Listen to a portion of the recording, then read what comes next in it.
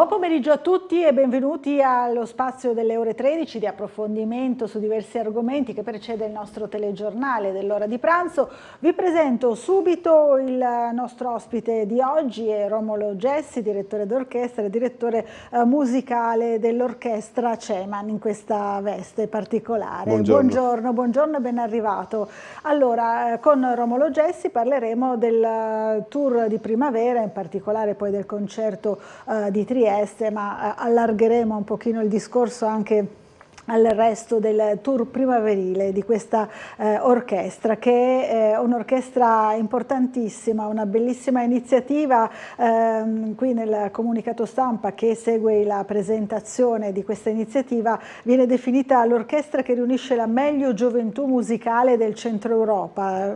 Si ritrova insomma in questa definizione. È un'orchestra fantastica perché è espressione delle massime accademie musicali della iniziativa centroeuropea, e quindi da Kiev fino a Tirana, passando per Bucarest, Budapest, Lubiana, Zagabria, Belgrado e Trieste per l'Italia e quant'altro. Andiamo anche in Moldavia con Chisinau e Banja Luka in Bosnia.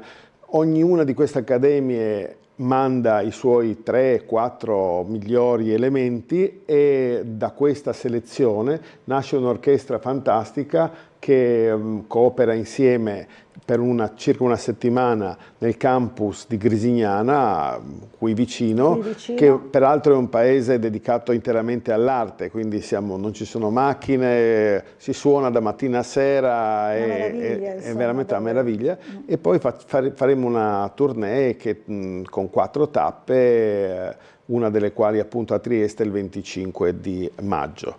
Il tour, diciamo, è programmato dal 23 al 26 maggio, no? E esatto. Quindi tocca a Trieste proprio il 25. Sì, partiremo dopo il periodo di formazione. Avremo quest'anno 2 albanesi come solista e direttore in omaggio alla presidenza di turno dell'Albania dell'iniziativa centroeuropea, e saranno il maestro Olsi Kinami, che è direttore stabile dell'orchestra della radio-televisione albanese, nonché della Philharmonic City Orchestra di Londra, e direttore affermato in campo internazionale, quindi sarà molto interessante per i nostri giovani confrontarsi con lui. E avremo Adelaide Jury, un fantastico pianista albanese, ma che dopo aver studiato all'Accademia di Tirana è venuto a perfezionarsi anche a Trieste. Ecco, qui stiamo vedendo le immagini di un recente concerto, no? Sì. Dell'orchestra. Abbiamo riconosciuto il maestro Romolo Gessi a dirigere appunto questa meravigliosa orchestra. Abbiamo sentito alcuni brani anche. A quando si riferisce questo Questo è l'anno scorso, il tour di primavera dell'anno scorso, con la Moldavia come presidenza di turno. Infatti il primo violino Katarina Kojokauru è moldava e avremo anche una solista moldava nel proseguo del concerto, ma già dalle immagini mi sto quasi emozionando perché si vede proprio lo slancio di questi ragazzi e la cura, no? Gli archi che vanno tutti insieme, il respiro collettivo, non sono esecuzioni di routine, ci mettono tutto il cuore, tutta la passione, e questo è quello che contraddistingue questa orchestra. Assolutamente, quindi è questa proprio la caratteristica, no? Sì. Bella dell'orchestra. Allora torniamo al programma attuale, quindi di questo tour di primavera, Spring Tour 2024, abbiamo detto dal 23 al 25 maggio, prima sarete a Fiume, giusto? Saremo a Fiume il 23 di maggio alle 19:30 al Palazzo del Governatore. Palazzo interessantissimo che racchiude adesso anche, ospita il Museo del Mare di Fiume, il Museo del Mare del Litorale. Il Palazzo del Governo è stato la sede di tutti i governatori dal tempo ancora austro-ungarico, D'Annunzio compreso nel suo periodo di reggenza a Fiume. È un palazzo storico bellissimo, con una sala dei marmi fantastica, con grande pianoforte a coda, lì eseguiremo il concerto inaugurale con un programma interessante che prevede l'Ouverture Coriolano di Beethoven, il quarto concerto per pianoforte e orchestra sempre di Beethoven e l'ultima sinfonia di Mozart, la 41 detta Jupiter, una sinfonia monumentale che chiude proprio il corpus delle 41 sinfonie di Mozart. Questo sarà il programma che porteremo poi in giro. Il giorno dopo saremo a Lubiana, sempre alle 19:30, nella sala Iuli Betetto dell'Accademia di Musica dell'Università. È una sala bellissima, anche qui un palazzo storico, interessantissima da visitare perché l'Accademia si è trasferita solo recentemente, quindi neanche gli sloveni hanno avuto la possibilità tutti di vederla e sarà un'occasione speciale questa sia per chi vorrà venire dall'estero sia chi verrà direttamente dalla Slovenia per sentire questa orchestra in una sala così prestigiosa. Poi saremo sabato a Trieste al Teatro Verdi. L'ingresso a tutti i concerti di Schumann è gratuito. Per il concerto a Trieste, visto l'interesse, abbiamo messo anche una prenotazione facoltativa del posto. Chi vuole può chiamare il centralino del Conservatorio di Trieste oppure scrivere una mail a ceman@contes.it e chiedere la prenotazione gratuita di un posto. Altrimenti, visto che il teatro è grande, anche arrivando là all'ultimo momento probabilmente il posto si troverà. E concluderemo con un grande concerto al Castello di Grisignana, che è la cittadina che ci ospita, anche questo molto suggestivo. Grisignana è assolutamente da visitare, molti dei triestini già la conoscono, però chi non l'avesse ancora fatto può cogliere questa occasione fantastica per vedere un borgo che ha mantenuto la sua caratteristica medievale e dove la lingua principale parlata è l'italiano. Se si va in bottega ti domandano cosa la vuole, ecco.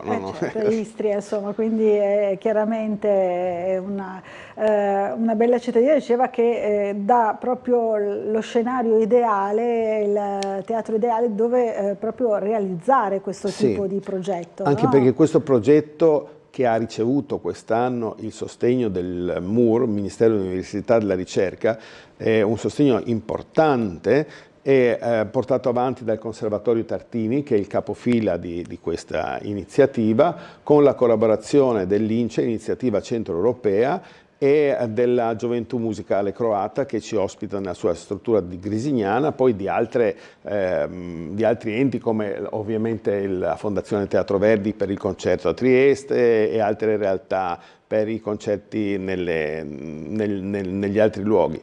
E il titolo di questo è Oltre confini, perché la musica non ha confini e in questo caso particolare anche in questi momenti è particolarmente sentito.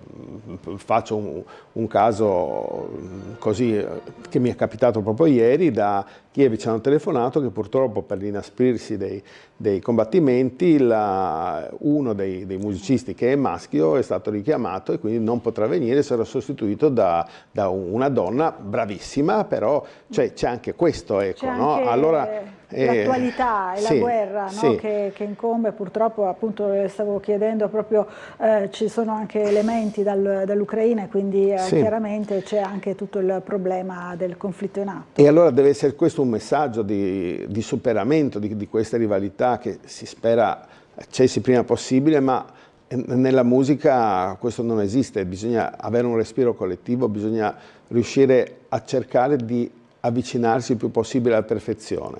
Allora in questo slancio verso la perfezione noi speriamo che questo sia anche un messaggio che travalichi l'elemento prettamente artistico, ma che sia anche un messaggio di fratellanza. Assolutamente, un bellissimo messaggio che poi è anche alla base proprio della formazione, no? Dell'orchestra. Sì, comunque. Possiamo anche dire che anche la scelta del programma che abbiamo concordato col maestro Chinami può essere visto anche in questa entriamo nel dettaglio.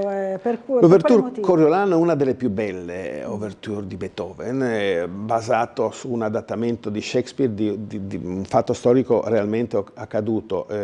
Coriolano è stato uno dei più grandi generali romani, ma talmente vittorioso che i senatori vollero metterlo in disparte, lo condannarono all'esilio, e lui, che di professione faceva generale, disse: vabbè, mi mandate via, vado dai nemici, vado dai Volsci, e che naturalmente ha messo al comando dei Volsci. Coriolano sbaraglia l'esercito romano e arriva fin sotto le porte di Roma. Lì viene raggiunto all'ultimo dalla moglie e dalla madre, che lo supplicano di risparmiare l'urbe, e lui, colto da un rimorso e da un senso di onore sia verso chi lo ha assunto sia verso la propria patria, non ha altra alternativa che il suicidio, e così termina questa epopea, e i Volsci senza la sua guida non riescono a conquistare Roma, e per questo, insomma, la storia ha avuto anche questo seguito.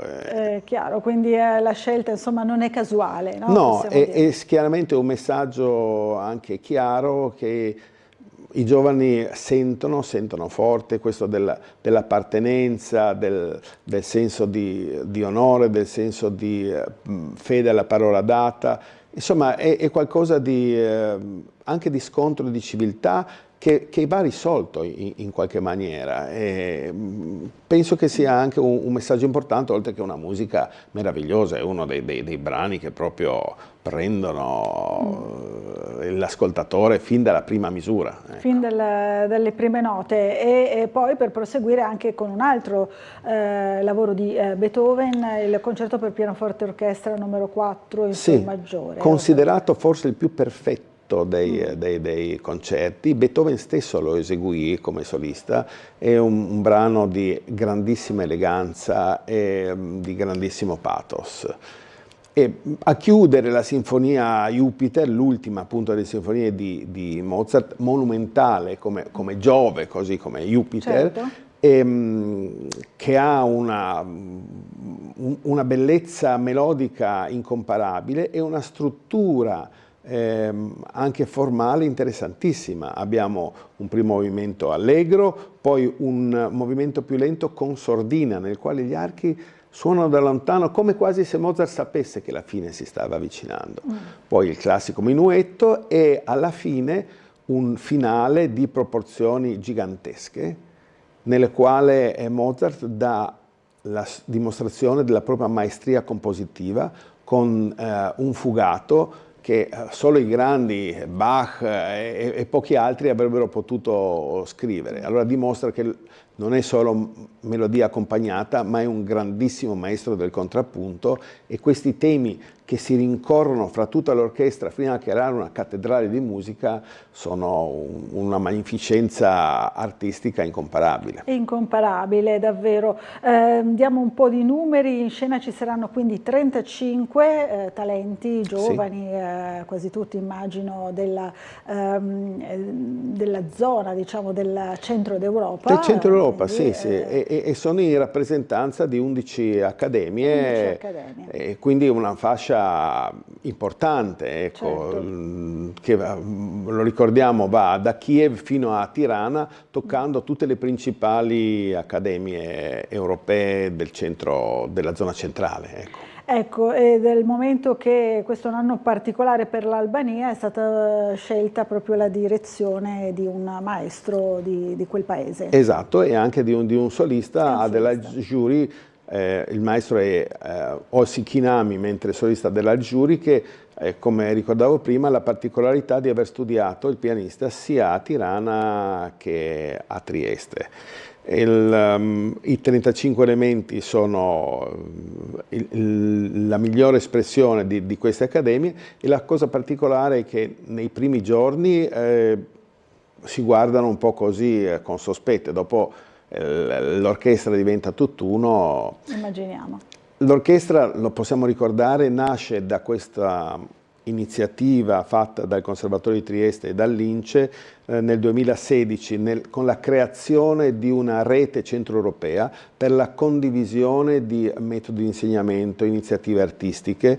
2 anni dopo è stata creata proprio l'orchestra, che ha avuto così varie direttori ospiti. Dal 2019 è stata affidata a me la direzione musicale, e quindi la porto avanti, ma sempre con un concetto di grande collaborazione, per cui alcuni concerti dirigo io, ma molti dirigono i direttori ospiti, proprio per dare la visibilità e la collaborazione delle accademie in un senso di confronto costruttivo e artistico. Benissimo, quindi ricordiamo ancora magari l'appuntamento di Trieste il 25 maggio al Teatro Verdi. Alle 18:30, un concerto pomeridiano a ingresso gratuito e invito il pubblico a intervenire perché sarà un concerto straordinario. Straordinario, allora siamo tutti curiosi. Comunque la tournée, insomma il tour primaverile andrà dal 23 al 26 maggio, quindi toccherà Fiume, Lubiana, Trieste e Grisignana, quindi abbiamo dato tutte le coordinate, chi vuole seguirlo magari anche, perché no, tutte e quattro sono certo, abbastanza vicine e raggiungibili. Sì. No? E sono posti interessantissimi, uno più bello dell'altro. Anche proprio dove si svolgono i concerti. No? Sicuramente. Dicevamo prima. Grazie a Romolo Gessi e torni presto a trovarci per nuove iniziative di questa bellissima orchestra. Grazie. Grazie a voi. E noi ci fermiamo per un po' di pubblicità.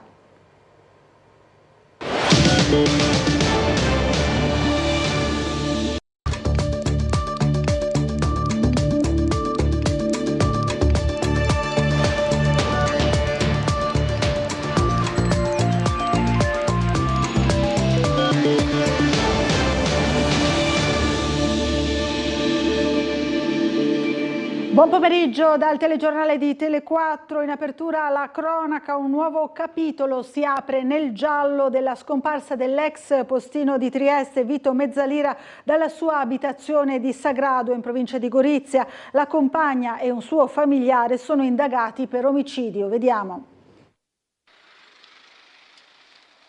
Potrebbe essere stato ucciso il pensionato delle poste triestino Vito Mezzalira, scomparso nel nulla nell'estate del 2019 dalla sua casa di Poggio Terzarmata nel comune isontino di Sagrado. Gli inquirenti hanno iscritto nel registro degli indagati 2 persone, la compagna del 70enne Mariuccia Orlando, anche lei triestina, e un suo familiare, il cui nome non è ancora emerso. Alle ipotesi di occultamento di cadavere e di truffa ai danni dello Stato si aggiunge ora quella di omicidio. Ieri i carabinieri sono tornati in Via Nuova per altri rilievi disposti dalla procura all'interno dell'abitazione della coppia, dopo che la perlustrazione con il georadar del campo retrostante, effettuata lo scorso 24 gennaio, non aveva dato risultati. Ad accompagnare i militari dell'Arma nel sopralluogo della casa, durato un paio d'ore, c'era anche la stessa Mariuccia Orlando, che già in precedenza aveva ricevuto l'avviso di garanzia per le altre ipotesi di occultamento di cadavere e truffa. Dalla scomparsa di Mezzalira, ormai quasi 5 anni fa,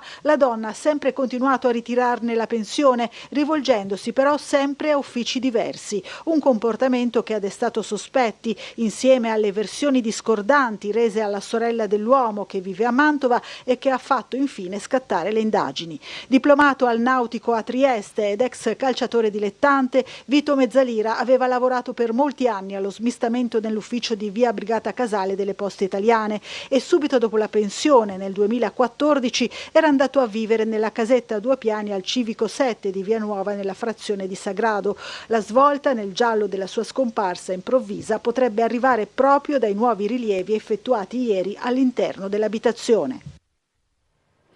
Ci colleghiamo ora subito con Vicenza, dove domani, lo sapete, ci sarà il momento clou della Dunata degli Alpini, che fra l'altro Tele4 vi proporrà in diretta dalle 7 del mattino. Siamo in collegamento con Luisa Bertini da Vicenza. Buongiorno Luisa. Sì.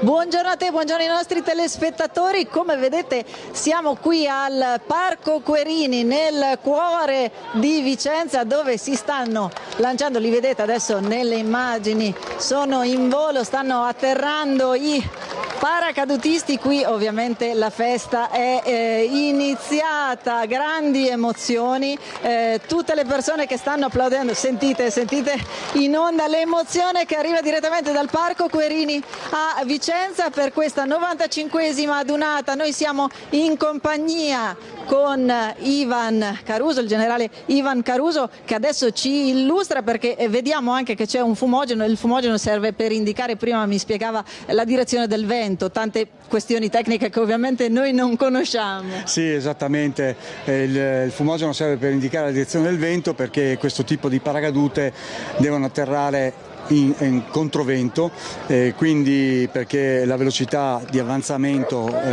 viene annullata dal vento contrario, quindi infatti vedete il paracadutista atterra in controvento. Molto bravo, è arrivato molto vicino al centro, che è indicato da quella croce rossa.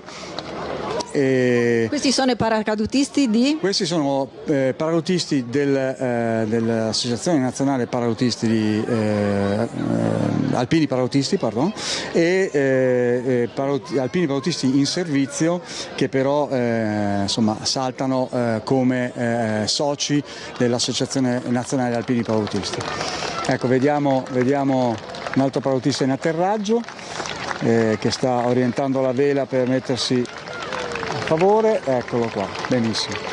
Qual è la difficoltà di un lancio? Il momento più difficile o... Dipende dal tipo di lancio, questi sono lanci di precisione, quindi fatti in ambiente, ancorché siamo in un parco cittadino, però le correnti d'aria risentono anche del centro abitato circostante, quindi correnti d'aria calda che influiscono le traiettorie del paracadute, e quindi la difficoltà è avere i giusti parametri per fare le giuste virate e per arrivare sul bersaglio col giusto rateo. Diciamo che oggi il tempo va aiutato, non sembra che sia particolarmente ventilato, il sole immagino che sia perfetto o no? Assolutamente, le condizioni sono perfette, direi che visibilità ottima, quasi nessuna nuvola in cielo, il vento è giusto, perché poco vento anche non va bene, ma un giusto alito di vento che aiuta il paracadute a essere più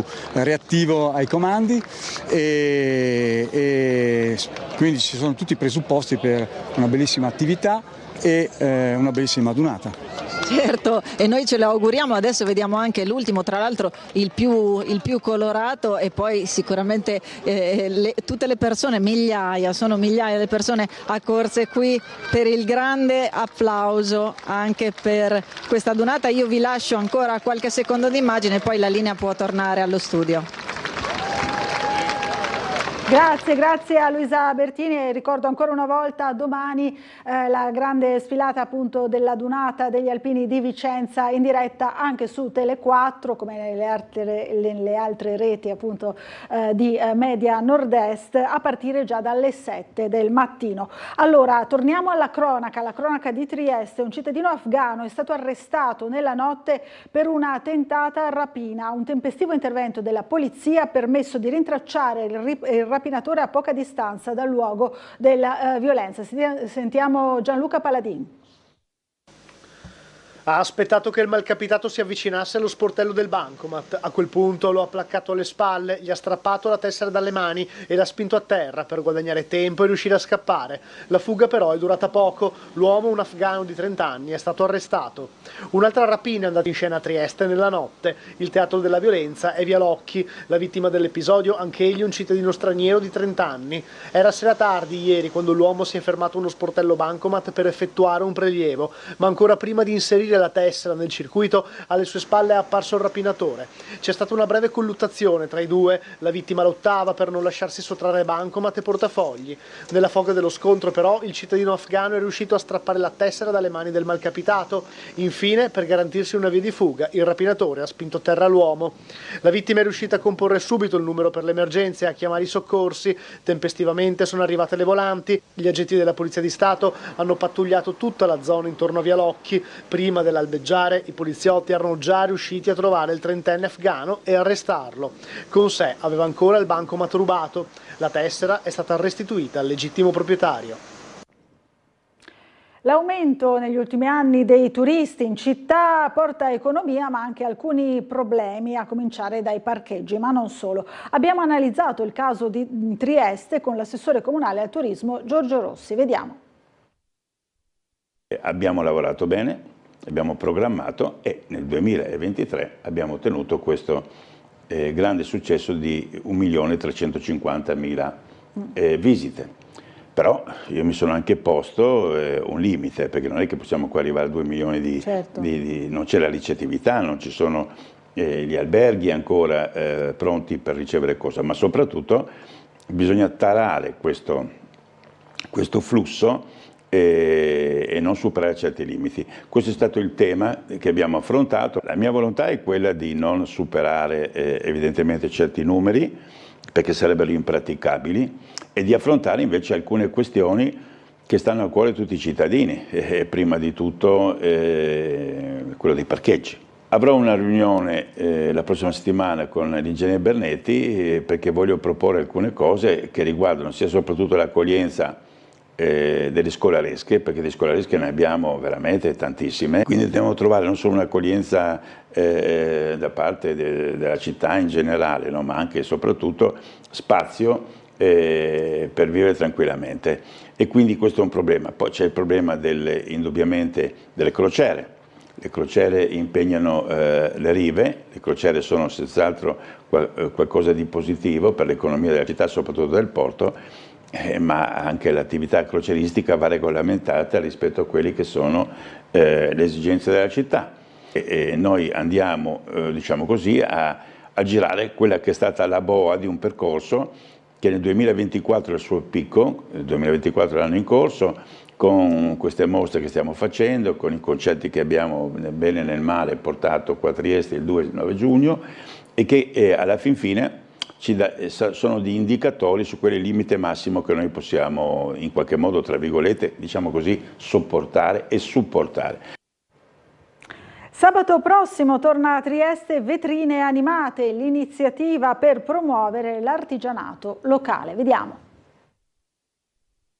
Abbiamo deciso di mettere in mostra nelle nostre vetrine artigiani di Trieste che non sempre hanno la possibilità di mostrare la capacità nel fare il loro lavoro. In questo pomeriggio del 18 di maggio, dalle 3:30 alle 6, potrete veramente vederli lavorare nelle varie vetrine. Torna Vetrine Animate, l'iniziativa ideata da Confcommercio e sostenuta da Promoturismo FVG e il Comune di Trieste per valorizzare l'artigianato locale. Diversi punti vendita coinvolti fra abbigliamento, erboristeria, ottica, mobili e via dicendo. Sono più di 10, abbiamo deciso di tenere un numero contenuto in modo che uno possa in un pomeriggio visitarli tutti. Questo è l'obiettivo, poter vedere tutti i negozi e tutti gli artisti. Si può vedere l'artista lavorare, il prodotto finito e anche partecipare, ad esempio quando c'è la make-up artist puoi prendere appuntamento e farti fare un make-up professionale e quindi puoi anche partecipare durante gli eventi. Sì, una bella sinergia tra settori diversi, il commercio e l'artigianato artistico, un modo per promuoversi reciprocamente, ma anche un modo per far capire quanto siano importanti le vetrine anche per un contesto urbano, a maggior ragione quello di Trieste, che vede non solo i propri cittadini ma anche sempre più turisti passeggiare per le proprie strade. Sicuramente il centro storico è protagonista, io devo dire che mi aspetto anche nel futuro che sempre più esercizi commerciali e artigiani aderiscano all'iniziativa e ci sia la possibilità di estendersi anche nelle zone decentrate della città, che comunque hanno delle loro caratteristiche di pregio anche architettonico, ma comunque anche di presenza commerciale importante, e anche a quelle zone noi pensiamo e vogliamo arrivare. Ora ci colleghiamo con la sala operativa della Polizia Locale per vedere qual è la situazione del traffico in città. Abbiamo al telefono l'ispettore superiore Lionello Schillani. Buongiorno. Sì, buongiorno a lei e a tutti i telespettatori. Allora, qual è la situazione e cosa ci può dire invece anche di questo pomeriggio, ad esempio, di quali sono le segnalazioni? Sì, allora innanzitutto la situazione attuale è abbastanza tranquilla. Mattinata impegnativa, numerose rimozioni, qualche incidente, nulla di grave per fortuna, traffico abbastanza sostenuto anche se scorrevole.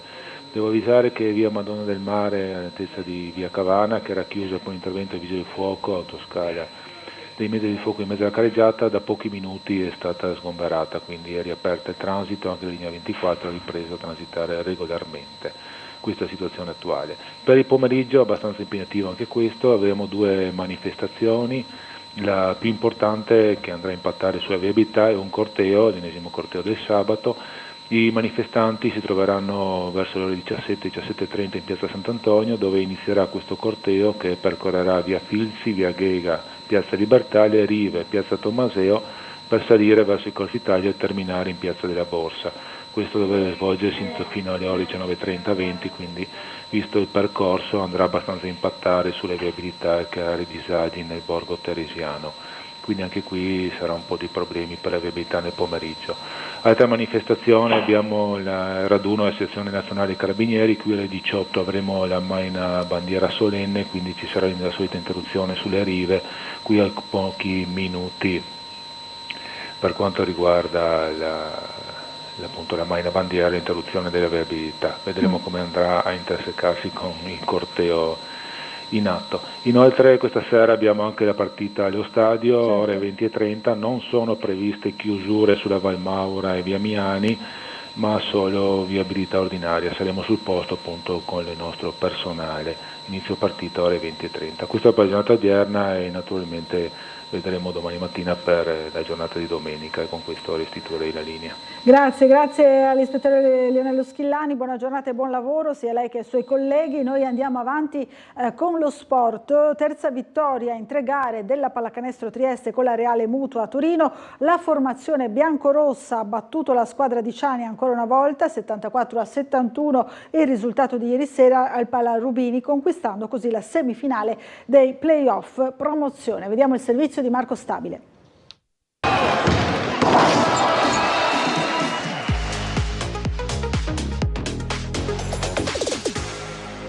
Trieste parte con un vantaggio di 2-0 accumulato in trasferta, ma bisogna giocarla per passare il turno, per provare a approdare direttamente questa sera in semifinale promozione. C'è Justin Reyes, l'americano portoricano, palla Kennedy che prova subito il tiro dai 4,5 metri e mette subito in caldo la mano. A 7 secondi da giocare, Brooks deve inventare qualcosa, il supporto del blocco di Vildera, la penetrazione centrale, la lacrima di Brooks, penetrazione centrale, Ruzier al ferro, canestro, Reyes riceve da Ruzier, si arresta, poi riparte, Superman Reyes a segno, 8-2, parziale lanciato, blocchi proprio per far uscire la guardia americana al suo anno da rookie in Italia, prova il tiro, lo segna. In penetrazione poi scarica Candussi, mezza ruota, fuori Brooks, il tiro a 3 punti. Velocizzare, se c'è un tiro aperto lo prendiamo, certo, ma certo che lo prendiamo. La tripla del baffo, Ruzier come una scheggia in contropiede fino in fondo, cost to cost, Michele Ruzier. Trieste 21, Torino 6, 15 punti di margine. Dall'altra parte con la formazione giallo-blu prova ad andare da Vencato, lo scambio con Poser, bella azione fra i due. Dai e vai di pregevole fattura, c'è pronto Ghirlanda ma il pallone va fuori direttamente da Kusinskina, prova la tripla, la segna, 29 Trieste, 21 Torino. Ghirlanda nell'angolo, gira bene il pallone, la formazione giallo-blu, ancora Schina in penetrazione, prova il tiro, appoggiato al vetro, Ruzier sui playmaker, i due giocatori avversari fanno una gran difesa, ma Michele batte tutti e va fino in fondo. 7 secondi, Schina, palla in mano, va in penetrazione contro Brooks, prova centralmente a prendersi un tiro d'autorità. Schina fra Trieste e Torino. A metà gara Trieste conduce 47-43 contro Brooks, prova a sfruttare il mismatch fisico, fade away di De Vico, sbaglia, rimbalzo di De Brooks che poi perde il pallone. Thomas in qualche modo pareggia la sfida. De Angelis serve Brooks, la difesa di Torino però è competente, Thomas va ad alzare le mani, ma la parabola di Brooks è qualcosa di fantastico. 6 di margine ed è ancora Eli Brooks a indicare la strada in questa serie. Dall'altra parte Kennedy, l'inchiodata, Torino risponde 59-60, Filloi da centrocampo prova la conclusione e segna Ariel Filloi, coniglio dal cilindro. Ultimi 5 minuti di gara, Vencato in penetrazione, sbaglia tutto, Ruzier in contropiede, c'è Brooks per l'appoggiata, la sbaglia, c'è Reyes a correggere a canestro, fatica mondiale a segnare per Trieste. Scambia ancora con il playmaker triestino, dentro per Poser, gran palla, schiaccione Bimane, va in penetrazione Vencato nell'angolo, Thomas occasionissima per la Reale Mutua che questa volta centra il bersaglio, 70-69, un solo punto di margine. Secondo bersaglio, 2 su 2 per Michele Ruzier, il blocco a far uscire Filloi non ce la fa Brooks, fallo su di lui immediato di Thomas, l'eroe di gara 1. A segno che questo, più 5 Trieste, 5 secondi da giocare. Poser trova Kennedy che probabilmente andrà a un tiro velocissimo, rovesciata, canestro, 1 secondo e 4 decimi, 74-71 più 3 Trieste, il pallone recuperato da Thomas che poi lo perde, ma poi arriva il fischio della sirena mentre il pallone rotola sulla linea di fondo. Trieste ha vinto, vince gara 3 74-71, 3-0 netto il percorso in questa serie e si qualifica alla semifinale promozione.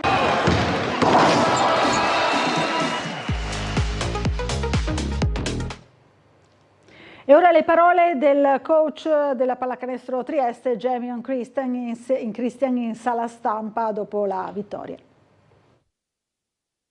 Our goal from the beginning of the year was to arrive ready to go this time of year. Il nostro obiettivo dall'inizio dell'anno era di arrivare pronti in questo momento dell'anno. The way we managed our practices, the way we managed our injuries. Il modo in cui abbiamo organizzato i nostri allenamenti e gestito i nostri infortuni. We're all about being ready this time of year. Era tutto per essere pronti in questo momento dell'anno. And it's sometimes through the year where we had low points, it was because we were really managing and sticking to the main goal. E in alcuni momenti dell'anno, quando abbiamo avuto momenti di down, era anche perché siamo attenuti al piano, abbiamo sempre tenuto chiaro in mente l'obiettivo finale. The killer instinct in our group comes from the passion that our guys all have. L'istinto da killer, insomma, la capacità di chiudere le partite del nostro gruppo viene dalla passione con cui i nostri ragazzi giocano. Starting with our Triestino players. Partendo dai nostri giocatori triestini. They have unbelievable passion for this organization in this city. Hanno un'incredibile passione e amore per questa organizzazione, per questa città, per questa maglia. We have an amazing collection of players who have been adopted by this city and by them. Abbiamo moltissimi giocatori poi che sono stati adottati dalla città e che l'amano come se fosse loro. Killer instinct is not just about making the plays in the moment. Killer instinct non è solo fare le giocate importanti al momento giusto. But in the toughest moments, it's about recognizing that there's a bigger purpose. Ma nei momenti importanti è riconoscere che c'è un obiettivo più grande. I believe our players are recognizing those moments and the bigger purpose right now. Penso che i nostri giocatori in questo momento stiano realizzando questo, che c'è un obiettivo più grande, che c'è una squadra sopra di loro in questo momento. E il grande protagonista del match casalingo con Torino, il play triestino Michele Ruzziere, e il general manager della pallacanestro Trieste Michael Arcieri nelle prossime interviste. Sì, finalmente aggiungerei dopo tanti anni, sono contento di aver giocato davanti a un pubblico così, è stato veramente stupendo per me e per tutta la squadra, e siamo sicuramente contentissimi di aver vinto 3-0, una cosa che non pensavo, invece siamo stati bravi, solidi, tutti assieme nei momenti importanti, quindi molto molto contento. Mike, anche un tuo commento invece sulla prestazione di Michele, che questa sera ha veramente preso per mano la squadra e l'ha accompagnata a questa vittoria. È la cosa più importante nel playoffs. Abbiamo vinto una partita stasera perché lui alla fine ha gestito tutto. Lui è il migliore point guard in A2, ovviamente. Con lui, se giochiamo, come parliamo sempre di aggressione e precisione, avremo un chance, ma solo perché c'è lui con la palla gestendo tutto. La cosa che mi è piaciuta in assoluto di più, come ho detto prima, in queste 3 partite è stata la solidità in tutti i momenti. Che magari durante l'anno determinate partite facevamo fatica a star sul pezzo, adesso vuoi perché sono i playoff, vuoi perché stiamo tutti bene, siamo al completo, siamo stati veramente solidi in tutti i momenti, in tutte le difficoltà che ci sono state in queste 3 partite.